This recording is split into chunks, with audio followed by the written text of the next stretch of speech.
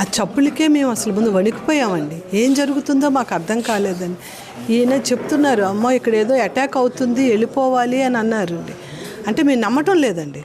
అంటే ఇక్కడ ఎందుకు జరుగుతుంది అన్న మాకు అస్సలు అలాంటి ఆలోచన కూడా మాకు లేకపోవడం వల్ల మేము నమ్మలేదండి. అసలు గట్టు అక్కడ ఉన్న వాతావరణం అలాంటి ఆలోచన అవకాశం లేదు.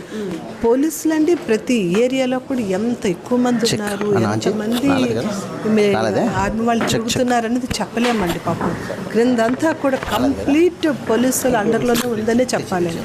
చాలా ఎక్కువ మంది ఉన్నారు. ఈ పైన ఒక్క దగ్గర మాత్రం పెహల్గామ్, ఈ మినీ స్విట్జర్లాండ్ అనే దగ్గర ఎందుకు పోలీసులు ఆ టైంలో లేరు అన్నదానికి మరి మాకైతే అర్థం కావటం లేదు. ఎందుకంటే ఒక్క పోలీసు ఉన్నా కూడా ఆయన తప్పకుండా ఆయన్ని ఎదిరిస్తాడు. ఇంకొకరు ఎవరో వాళ్ళు ఆపుతున్నారంటే వాళ్ళు కూడా తగ్గుండే వాళ్ళండి. వాళ్ళకి అవకాశం లేదు.